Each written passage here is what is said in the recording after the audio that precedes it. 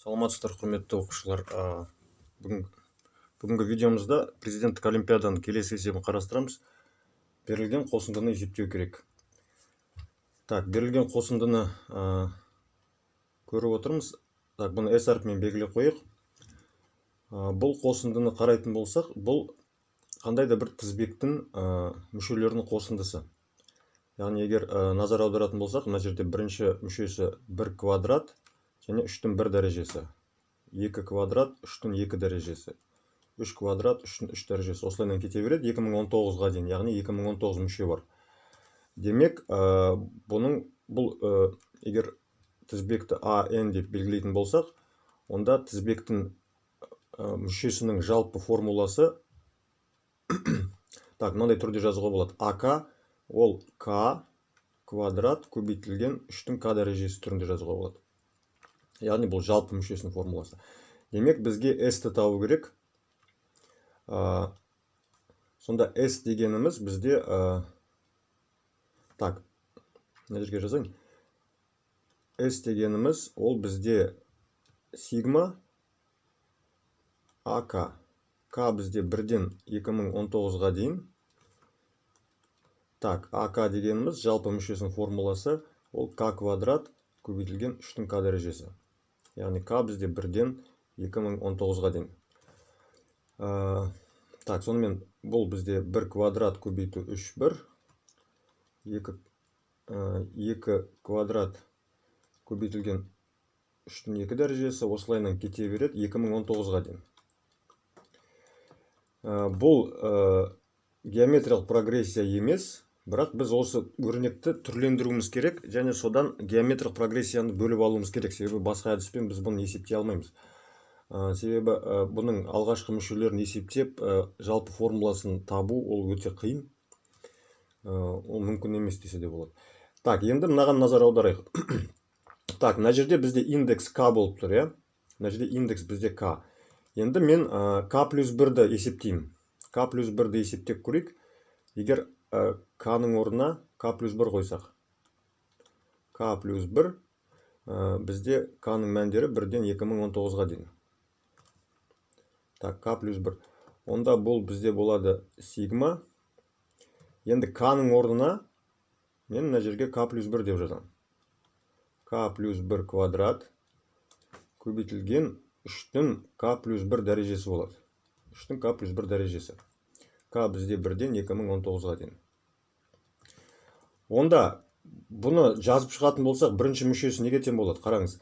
Мына жерде К-ның орнына 1-ді қойсам, онда К плюс 1, 1 плюс 1, 2.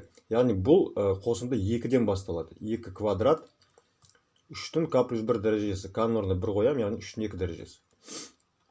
Осылайынан кете береді. 2018-ді қойсам, 2019 шығады. 3-тің 2019 дәрежесі. Және қараңыз, мына жерде К-ның орнына мен 2019-ді әкеп қойған кезде К плюс 1 2020 болады. Сонда 2020-ның квадраты көбейтілген 3-тің 2020 дәрежесі. Мына кішкене симай қалды. Көбейтілген 3-тің 2020 дәрежесі. Енді көріп отырғанымыздай, мынау бірінші қосынды S, және екінші қосынды. Айырмашылығы неде? Мына жерде 2-ден бастап 2019-ға дейін, бұл жерде бірінші қосындыдағы барлық мүшелердің қосындысы бар, тек біріншісінен баста. Яғни, мынау 1 квадрат көбейту 3-тің 1 дәрежесі, яғни 3 жоқ. Демек, мынаның барлығы бізде S азайту 3-ке тең. Және қосылған мынау өрнек бар, соңғы. Түсінікті, демек, бұлай деп жазып қойға болады. Егер мен мынау өрнекті А деген әріппен белгілеп қойсам, онда А тең болады S азайтылған 3 қосылған 2020-ның квадраты көбейтілген 3-тің 2020 дәрежесі. Осылай деп жазып қояйық пока. Әзірше. Енді қарайық. Енді мен мынау өрнекті ашамын. Алдыңғы видеода сигма қосынды таңбасының қасиеті бойынша қараймыз. Яғни қосынды к плюс 1 квадрат жалпы мүшесінің формуласы 3-тің к плюс 1 дәрежесі болса, 1-ден 2019-ға дейін. Онда, так, бұны қайталап жазып қояйын, 2019. Жақшаны ашайық. К квадрат болады. Так, к квадрат болады. Және оған 1-ден мынаны көбейтіп жіберейік. Мынаған былай деп 1-ден жазып алайық. Мынаны 3-тің к плюс 1 дәрежесін 3 көбейтілген 3-тің к дәрежесі түрінде жазуға болады осылай. Сонда 1-ден мына жақшаны ашқан кезде к квадрат көбейту 3 көбейту 3-тің к дәрежесі деп жазайық. Қосылған к плюс 1-дің квадраты екінші 2к және оған 3 көбейту 3-тің к дәрежесін. Және қосылған 1, міне біз мынаны ашып жатырмыз, к плюс 1 квадрат, үшіншісі 1, 1-ге 3-тің к плюс 1 дәрежесін көбейтеміз, яғни 3 көбейту 3-тің к дәрежесі болады. 3-тің к дәрежесі. Енді мына жерде 3 болады, мына жерде 2 мен 3-ті көбейтсек 6 болады, мына жерде 3 болады. Оны сигма таңбасын сыртына шығарып жіберуге болады, естеріңізде болса. Онда былай деп жазамыз. Мына бірінші қосылғыштан 3-ті жақшаның сыртына шығарып жібереміз.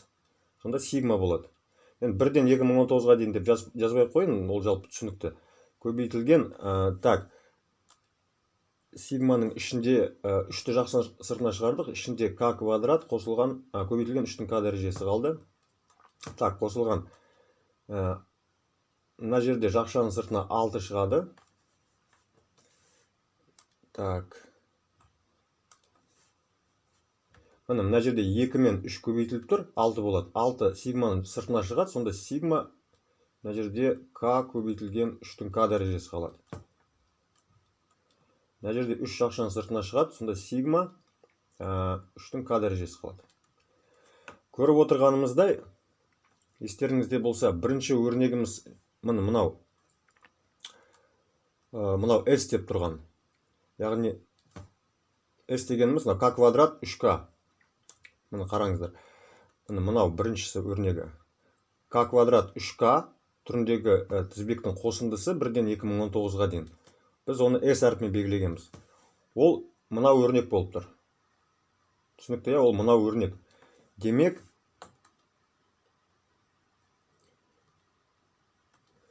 бұл дегеніміз, так, демек мынау бізде s болып тұр. Мынау k көбейту 3k түріндегі өрнекті біз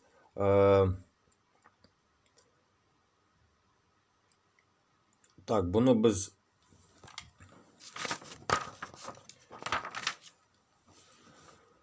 b әрпімен белгілеп қояйық. Мынау бізде b болсын. Ал мынау қосынды, бұл геометриялық прогрессия. Бұны c әрпімен белгілеп қояйық. Сонда бізде 3a қосылған 6b қосылған 3c деген осында теңдік шығады. Осылай айнымалы енгізсек. Осыдан қарап отырғанымыздай, ал мынаның барлығы бізде ол a болып тұр. Естеріңізде болса, мына жерде көрсеткен болатынбыз оны a. Және оның қосындысын есептедік a-ның мәні. Міне бізде a-ның мәні.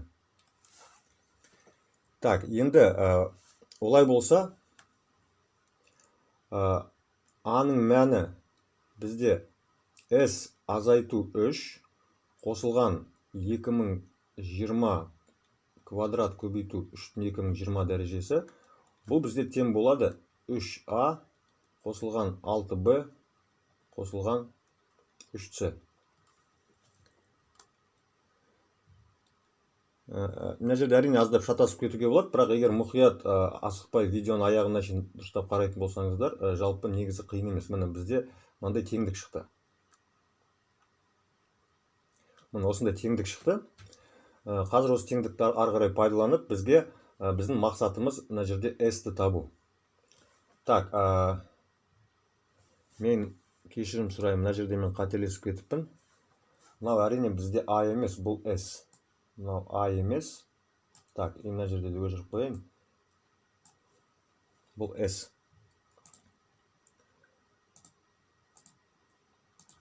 Так, мына жерге s деп жазып қояйын. мына жерге де s деп жазып қояйын. Так, енді ары қарай осы өрнекті енді қайтадан жаңа беттен бастап дұрыстап жазып қояйық. Сонымен бізде мынандай теңдік шықты. S азайту 3 қосылған 2020-ның квадраты көбейту 3-тің 2020 дәрежесі бізде 3s қосылған 6b қосылған 3c-ға тең болды. Егер осы жерден s-ті табатын болсақ, мұны 3s, және мына жерде s. Онда 2s қалады, 2s тең болады. Так, мына s-ті біз оң жаққа өткіземіз, сонда 6b мен 3c-ны мынаны біз сол жаққа өткіземіз.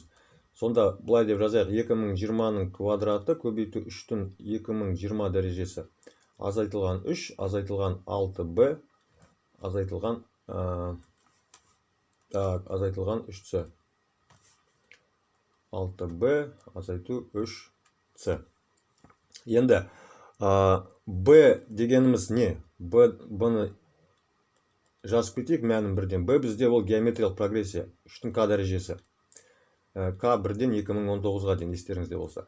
Яғни бұл геометриялық прогрессия 3-тің 1 дәрежесі, 3-тің 2 дәрежесі осылайынан кете береді 3-тің 2019 дәрежесіне дейін. Бұны біз есептей аламыз. Геометриялық прогрессия формуласы бойынша бірінші мүшесі 3-ке тең. Мына жерде 3-тің 2020 дәрежесі азайтылған, 2020 емес, 2019.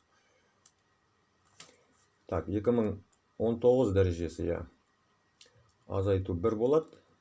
Астында 3 азайту 2. 3 азайту 1.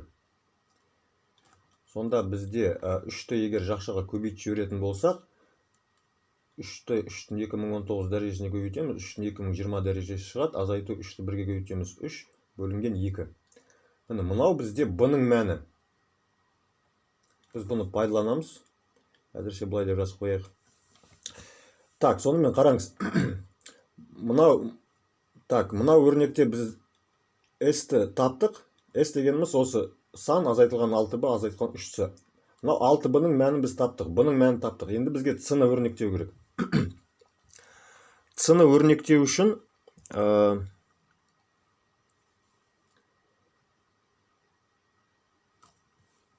так, мен мына жерде тағы да қателесіп кеткен сияқты. Мынау b емес, прогрессия бізде бұл c ғой. Прогрессия бізде c. Так, артқа қайтып көріп салайық. Прогрессия дегеніміз мына жерде 3-ші қосылғыш. Мынау. 3 көбейту 3-тің k дәрежесі, біз оны 3-ті жақшаның сыртына шығардық. 3-тің k дәрежесі қосындысы. Бұл c деп белгіледік, прогрессия, дұрыс. Прогрессия дегеніміз c. Сонда біз c-ны таптық, енді бізге b-ны табу керек. Бізге b-ны табу керек. B-ны жазып қояйық. b дегеніміз не? b дегеніміз мынандай түрдегі тізбектің қосындысы. k көбейту 3-тің k дәрежесі. k 1-ден 2019-ға дейін.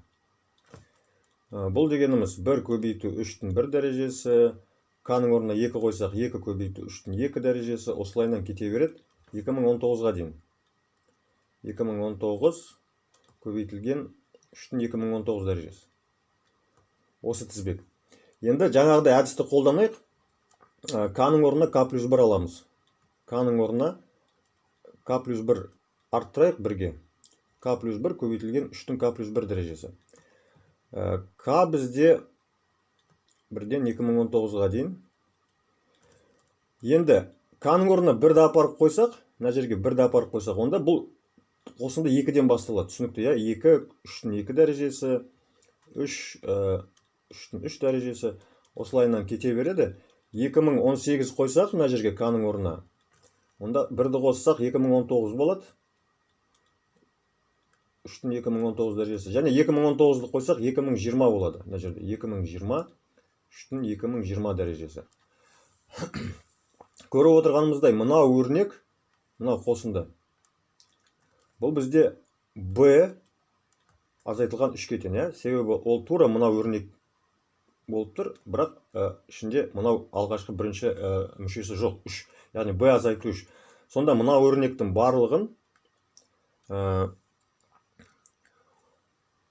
барлығы бізде b азайтылған 3 және қосылған мынау. Қосылған 2020 көбейту 3-дің 2020 дәрежесіне екен. Мынау өрнек. Енді біз осы өрнекті қазір ашайық.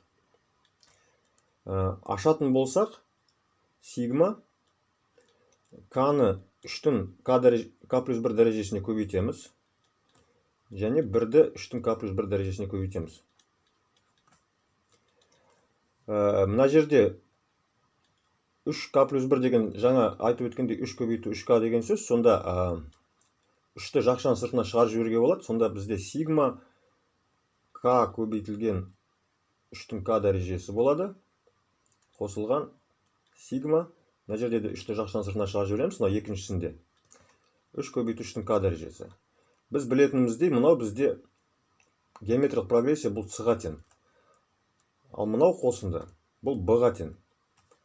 Демек, тура жаңағыдай шығып тұр. Демек, бізде b азайтылған 3 қосылған 2020 көбейту 3-дің 2020 дәрежесі бұл бізде 3b қосылған 3c-ға тең болып тұр.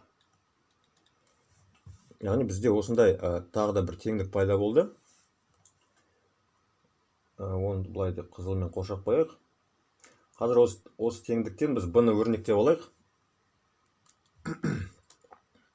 Так, жаңа беттен жазайық. Сонымен бізде не шықты? Сонымен бізде мынандай теңдік шықты. 3b қосылған 3c тең. Так. Тең b азайту 3, дұрыс. Тең b азайтылған 3 қосылған 2020 көбейтілген 3-дің 2020 дәрежесі. Осы жерден 2b тең болады. Біз мынау b-ны сол жаққа өткіздік. Сонда 3c бұлайынан өтеді. Сонда 2020 көбейту 3-дің 2020 дәрежесі азайтылған 3, азайтылған 3c. Азайтылған 3c. c деген біз білеміз, ол бізде геометриялық прогрессия. c дегеніміз бізде геометриялық прогрессия. Біз оның мәнін есептегенбіз. Осы жерде b-ның мәнін бірден табуға болады. b дегеніміз 2-ден 1, 2-ге бөліп жібереміз. 2020 көбейту 3-дің 2020 дәрежесі азайтылған 3, азайту 3c. c дегеніміз бізде геометриялық прогрессия. Бұл 3, 2020 азайту 3 бөлінген 2-ге тең болған. Так, мына жерде екінші жақшасы бар. Так, егер осыны ықшамдайтын болсақ, бұны біз ықшамдайтын болсақ, бірден жауабын жаза салайын мен бірден. Егер мынаны ықшамдайтын болсақ, мұқият, онда бізде 2020 көбейту 3-дің 2020 дәрежесі шығу керек. Азайту. Мына жерде 3-дің 2020, так, азайту 3, азайту. Мындақта көріп отқанымызда 3 бізде 3-дің 2020 дәрежесіне көбейтіледі, бөлінген 2. 3 2020 дәрежесі. Так, 21 дәрежесі болады. Мына жерде 21 дәрежесі бөлінген 2 қосылған 3-ті минус 3-ке көбейтсек, минус 3-ті минус 3-ке 9-дан 2 болады. Мына минус 3 плюс 9-дан 2, 4,5 азайту 3, 1,5. Яғни, так, 2020 көбейту 3-дің 2020 дәрежесі азайту 3 2021 бөлінген 2 қосылған 2-ден 3 бөлінген 2. Сонымен біз b-ның мәнін таптық. Мынау бізде b-ның мәні. Так. Мынау бізде b-ның мәні. Мына осыған тең болды. Болды. Енді біз есептің тікелей жауабына көшеміз. S-ті есептейміз. Сонымен S дегеніміз артқа қайтып бір қарап жіберейік. S-тің мәнін біз есептеген болатынбыз. Міне S. Міне S. Бұның формуласы мынау. Мынау өрнек болатын. S азайту 3. Мына жерде S азайту 3. Қосылған 2020 квадрат 3-дің 20 дәрежесі. Тең 3S 6B 3C. Бұдан біз S-ті есептеп алған болатынбыз. Міне мынау формула. қазір осыны қайталап жазайық дұрыстап. Яғни 2s бізде тең болған так 2s бізде тең болған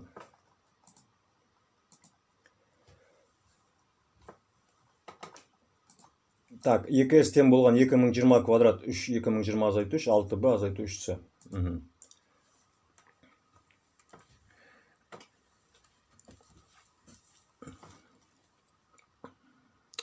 Так, сонда 2s тең болған 2020 квадрат көбейтілген 3-тің 2020 дәрежесі азайтылған 3 азайту 6b азайтылған 3c. Осындай өрнек болған. Осы жерге енді асықпай барлығын мәндерін қойып шығайық. Яғни 2020-ның квадраты көбейту 3-тің 2020 дәрежесі азайту 3 азайту 6b азайту 6 көбейтілген b. Мына жерде b. b дегеніміз мынау өрнек. Мынау. Яғни 2-ден 1. Так, жақшаның ішінде мына жерде көріп отырмыз 2020 квадрат. Осының барлығын қазір көшіріп алайық, сосын дұрыстап асықпай есептеп алайық. 2020 дәрежесі азайту 3-тің 2021 дәрежесі қосылған 2-ден 3. Бұл азайту 6b, енді азайту 3c деген бар. 3c. c дегеніміз геометриялық прогрессия. 3-тің 2020 дәрежесі азайту 3 бөлінген 2. Біз оны алдында есептедік. Так. Мыналардың барлығын тік жақшаға алып қояйық. Осы үлкен өрнек. Осыны асықпай есептейік. 2020 квадрат 3 2020 сол күйі қалады. Азайту 3. Так, мына жерде қарайық. Мына жақта 6 мен 2 қысқарады. Сонда мына жерде 3 қалады. 3-ті мына өрнекке көбейтсек 2020 көбейту 3-тің 2021 дәрежесі болады. Яғни мынау 3-ті біз мынаған көбейтіп жатырмыз.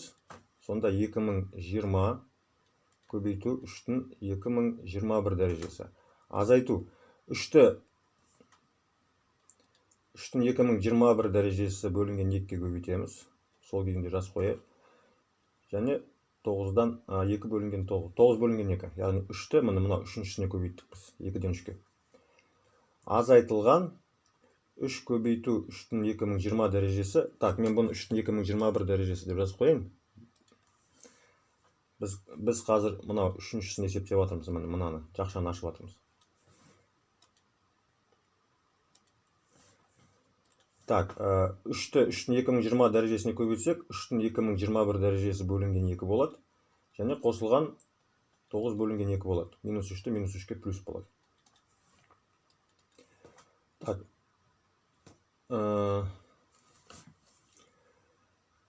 Так, бізде 2-ден 9 бен 2-ден 9 қысқару керек болған. Неге олай болып кетті? Так, қай жерден қателестік? Дұрыс, мына жерде минус екен ғой, мұны қараңыздар. Мына жерден қателесіп кетті. Мына жерде минус 3 қой, минус 3. Осыны мен плюс 2-ден 3-ке көбейтіп жатырмын. Плюс 2-ден 3-ке көбейтіп жатырмын. Демек, мына жерде бізде таңба минус, плюс емес, мына жерде минус болу керек. Сонда минус 9-дан 2 плюс 9-дан 2 жойылады бізде. Сонда бірден жауабын жазайын, неше шығатын. 2020 квадрат көбейту 3-тің 2020 дәрежесі азайтылған 3. Мына жерде 2020, 3-тің 2021 дәрежесі. Мына жерде минус 3 көбейту 3 2021. Мына 3 2021 ол минус, так, минус.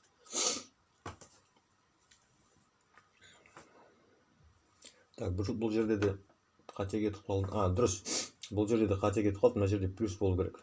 Мына жерде плюс болу керек. Түсініп отырсыздар, мына жерде қараңыздар. Мынау плюс болып тұр. Жақшаның алдында бізде минус. Мына минус 3 болып тұр. Сондықтан плюс болады. Сонда минус 3 көбейту 3 2020, минус 3 2020, минус 2 болады. 2-ге бөлеміз 1. Минус 2020-ға 1-ді қоссақ 2019 болады. Сонда қосылған 2019 көбейту 3-тің 2021 дәрежесі. Бұл бізде 2s. Біз тапқанымыз 2s. Осы жерден s-ті табу үшін осы өрнекті 2-ге бөле саламыз, яғни 2-ден 1 2020 квадрат 3-тің 2020 дәрежесі азайтылған 3 қосылған 2019 көбейту 3-тің 2019 дәрежесі. Так, мынақта 3-тің 2019 дәрежесі кішкене сыймай қалды менде. Сонымен есептің жауабы осы болды. Есеп негізі аса қиын емес, бірақ шатасып кетпеу керек. Және бұл жердегі ең маңызды нәрсе есептің негізгі шығару жолы. Бұл жерде мынау өрнекті біз геометриялық прогрессияға келтіруіміз керек. Яғни осылай К-дан К плюс 1-ге өту арқылы өрнектерді түрлендіру керек. Жаңа айнымалы енгізіп. Асықпай тағы да мұқият бір рет қарап шықсаңыздар, жалпы түсінуге болады. Әрине, алдыңғы есептерге қарағанда бұл әрине кішкене күрделірек. Барлығыңызға рахмет. Тыңдағандарыңыз үшін видео ұнап жатса, лайк басып кетіңіздер.